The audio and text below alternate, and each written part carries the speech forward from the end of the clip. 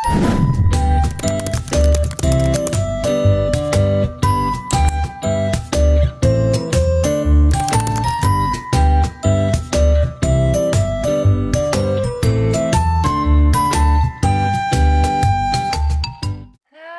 konstruktivisme. Pengertian teori konstruktivisme. Teori konstruktivisme merupakan teori yang sudah tidak asing bagi dunia pendidikan. Konstruktivisme sendiri berarti bersifat membangun. Dalam konteks filsafat pendidikan, konstruktivisme adalah suatu upaya membangun tata susunan hidup yang berbudaya modern. Tujuan teori konstruktivisme. Yang pertama, menumbuhkan motivasi belajar bagi siswa melalui tanggung jawab mereka sendiri. Yang kedua, mengembangkan kemampuan bertanya siswa dan mencari sendiri pertanyaan. Yang ketiga, membantu siswa mengembangkan pemahaman konsep secara lengkap dan mendalam. Yang keempat, mengembangkan siswa menjadi pemikir yang mandiri. Yang kelima, menekankan proses belajar termasuk cara belajar, strategi belajar, dan hasil belajar. Konsep teori konstruktivisme. Yang pertama ada konstruksi pengetahuan, yang kedua ada aktivitas kognitif, yang ketiga ada konteks sosial, dan yang keempat ada pembangunan berkelanjutan. Yang pertama ada konstruksi pengetahuan, artinya individu membangun pengetahuan melalui proses interpretasi dan atribusi makna sehingga pengetahuan bukan entitas pasif namun hasil dari interaksi individu yang bersifat konstruktif. Yang kedua, aktivitas kognitif. Berarti teori ini menekankan pentingnya individu yang bergerak secara aktif untuk mencari, memilih, menginterpretasikan, dan mengorganisasikan informasi yang dia bangun. Yang ketiga, konteks sosial.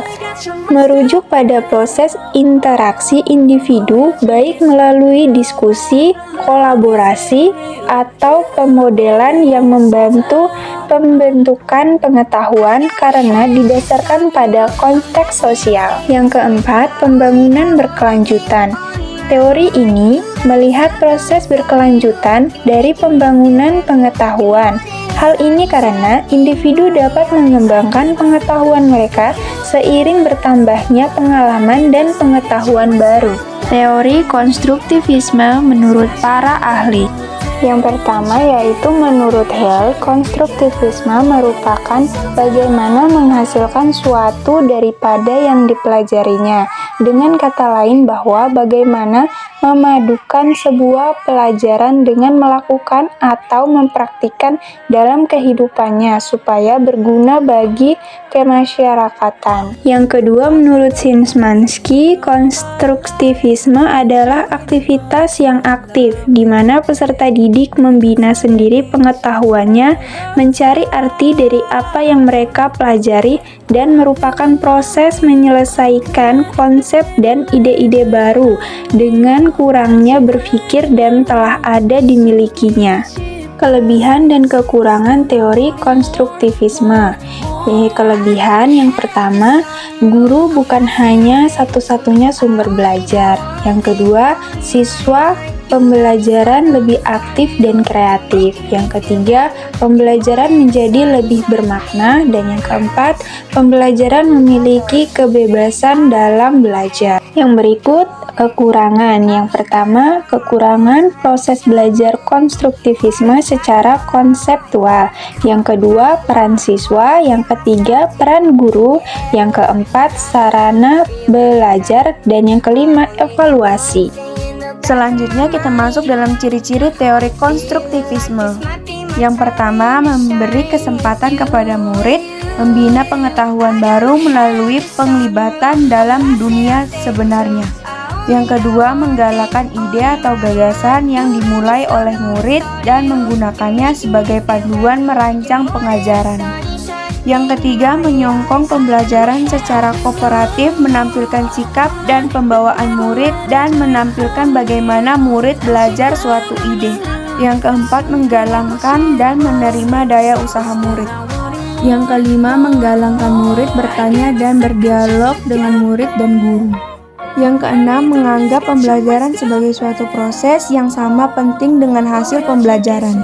Dan yang terakhir, menggalakkan proses inquiry murid melalui kajian dan eksperimen. Selanjutnya kita masuk dalam prinsip-prinsip teori konstruktivisme. Yang pertama, belajar merupakan pencarian makna.